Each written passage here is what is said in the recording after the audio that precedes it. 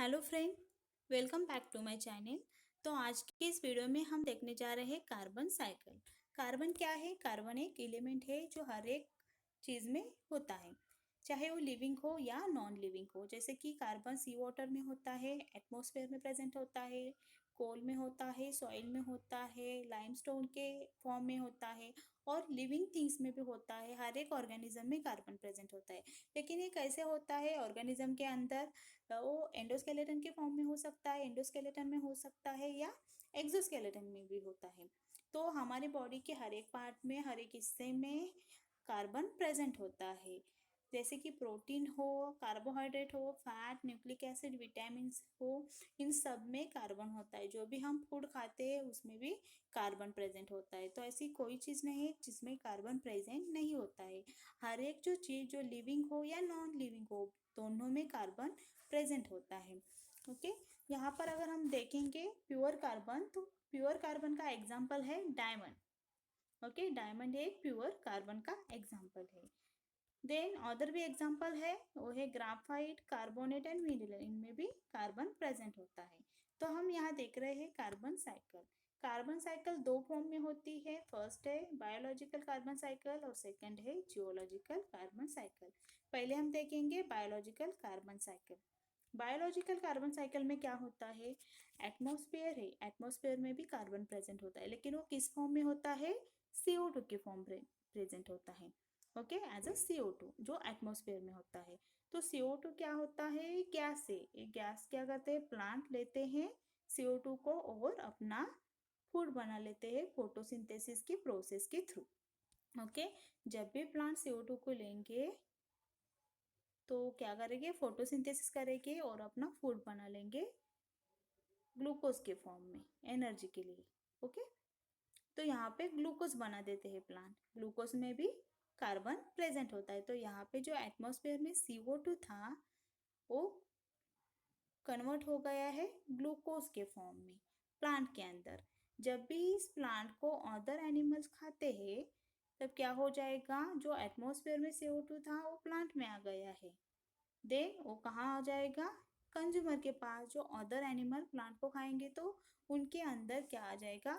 वो कार्बन आ जाएगा। Okay, means यहाँ से कार्बन सर्कुलेट हो रहा है और उसकी साइकिल स्टार्ट हो गई है। एटमॉस्फेयर से आ गई प्लांट के पास कार्बन, प्लांट से आ गया है कंज्यूमर के पास। लेकिन ये जो कंज्यूमर है वो प्राइमरी कंज्यूमर है। इस कंज्यूमर को खाने वाला और एक कंज्यूमर होता है जिसे हम सेकेंडरी कंज्यूमर कहते हैं। जब भी सेकेंडरी कंज्यूमर इस प्राइमरी कंज्यूमर को खा जाएगा तो इसके अंदर जो कार्बन है वो इस सेकेंडरी कंज्यूमर के अंदर आ जाएगा। तो सेकेंडरी कंज्यूमर हो या प्राइमरी कंज्यूमर हो, इनके अंदर जो कार्बन होता है वो प्रोटीन, एमिनो एसिड, मिनरल्स और विटामिन, फैट के फॉर्म में प्रेजेंट होता है। मीन्स हमारी बॉडी में जब भी हम कोई भी फूड खाते हैं तो हमारी बॉडी क्या करती है? उस फूड का ब्रेक डाउन करती है और लास्ट में ग्लूकोज, कार्बोहाइड्रेट, लिपिड, फैट के फॉर्म में वो हमारे बॉडी में स्टोर किया जाता है। मतलब हम कहाँ से एनर्जी लेते हैं? प्लांट से लेते हैं। मतलब हम कार्बन जो है वो प्लांट से लेते हैं या प्राइमरी कंज्यूमर से लेते हैं। ओके, तो यहाँ पे एटमॉस्फेरिक वाला कार्बन आ गया है सेकेंडरी कंज्यूमर के बॉडी में। फैट, लिपिड, प्रोटीन, कार्बोहाइड्रेट के फॉर्म में आ गया है। जब भी हमारी बॉडी एनर्जी प्रोडक्शन करती है, ATP बनाती है, तो जो स्टोर्ड प्रोटीन होते हैं, फैट होते हैं, लिपिड्स होते हैं, कार्बोहाइड्रेट होते हैं, ग्लूकोज होता है, उनका क्या होता है? ब्रेक डाउन होता है। और उनका जब भी ब्रेक डाउन होता है तब क्या हो जाएगा? हमारी बॉडी में ATP का फॉर्मेशन होता है। मतलब हमारी बॉडी ATP के फॉर्म में ही एनर्जी लेती है। तो ATP बनाने के लिए इन चीज़ों को ब्रेक किया जाता है। और उनको ब्रेक करने के लिए हमें क्या करना पड़ता है? रेस्पिरेशन करना पड़ता है। रेस्पिरेशन की यहाँ पे क्या ज़रूरत है? हमारी बॉडी में ग्लूकोज है। जब भी हम कुछ खाते हैं उसका डाइजेशन हो जाने के बाद हमारे इंटेस्टाइन से ग्लूकोज एब्सॉर्ब किया जाता है और ग्लूकोज एब्सॉर्ब किया जाने के बाद वो हमारे बॉडी के हर एक सेल को पहुंचा दिया जाता है। और सेल में जो भी माइटोकॉन्ड्रिया होती है वो क्या करते हैं? एनर्जी प्रोड्यूस करते हैं, मतलब वहाँ पे एटीपी बनता है। लेकिन डायरेक्टली ग्लूकोज का एटीपी नहीं बनता है, ग्लूकोज का ब्रेकडाउन होना यहाँ पे इम्पोर्टेंट होता है। और ग्लाइकोजन के फॉर्म में ग्लूकोज स्टोर किया जाता है, ग्लाइकोजन का भी ब्रेकडाउन होता है, ग्लूकोज से भी एटीपी बनता है। लेकिन जब भी ग्लाइकोजन का ब्रेकडाउन होता है ग्लाइकोलिसिस में, आपने देखा होगा ग्लाइकोजन का जब भी ब्रेकडाउन होता है तब वहाँ पे पायरुवेट बनता है। ओके, और ये पायरुवेट कहाँ पे जाना जरूरी है, हमारे माइटोकॉन्ड्रिया के अंदर जाना जरूरी है। लेकिन इस पायरुवेट को अंदर जाने के लिए यहाँ पे ऑक्सीजन की जरूरत होती है। तब हम क्या करते हैं, रेस्पिरेशन करते हैं, और रेस्पिरेशन करने के बाद ऑक्सीजन हमारे बॉडी के अंदर आ जाएगा।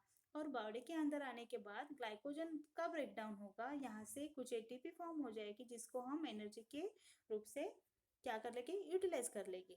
ओके, लेकिन हमारी बॉडी को और भी एनर्जी की ज़रूरत है, तब हम क्या करते हैं, इस पायरुवेट से एनर्जी बना लेते हैं। और पायरुवेट से एटीपी बनाना सिर्फ माइटोकॉन्ड्रिया को आता है, लेकिन उसको भी क्या करना पड़ता है, इस पायरुवेट को साइटोसोल से या साइटोप्लाज्म से माइटोकॉन्ड्रिया में एंटर होना पड़ता है। और उसके लिए यहाँ पे ऑक्सीजन हेल्प करता है। ऑक्सीजन के प्रेजेंट में ही सिर्फ पायरुवेट माइटोकॉन्ड्रिया के अंदर एंटर कर सकता है। तो उस प्रोसेस के लिए हम रेस्पिरेशन करते हैं, मतलब यहाँ पे रेस्पिरेशन का रोल होता है for the energy production, energy के लिए हम रेस्पिरेशन करते हैं।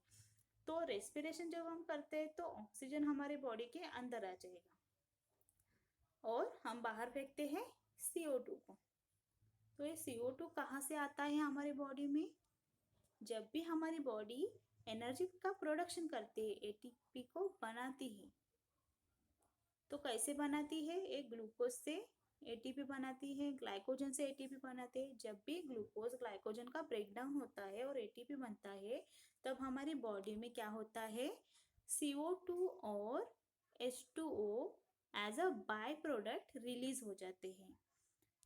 तो यहाँ पे समझ में आ गया, हमारी बॉडी में जो भी हमने इस प्लांट से लिया था या इस कंज्यूमर से लिया था, प्राइमरी कंज्यूमर से, तो वो हमारी बॉडी में फैट, लिपिड, प्रोटीन, विटामिन के फॉर्म में स्टोर हो गया, ग्लाइकोजन के फॉर्म में स्टोर हो गया।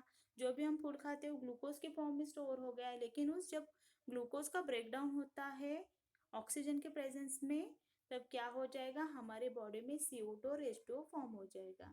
तो CO2 फिर से जब भी हम रेस्पिरेशन करते हैं तब CO2 हमारे बॉडी से एक्सपेल्ड आउट हो जाएगा, मतलब वो फिर से एनवायरमेंट में आ जाएगा। ये था पहला साइकिल जिसमें क्या हुआ है, कार्बन का सर्कुलेशन हुआ है। इस तरह से पहले प्लांट में आ गया, देन कंज्यूमर में आ गया, देन सेकेंडरी कंज्यूमर में आ गया, सेकेंडरी कंज्यूमर से फिर से कहाँ जा गया है, रेस्पिरेशन की प्रोसेस की वजह से वो फिर से एटमॉस्फेयर में रिलीज हो गया है।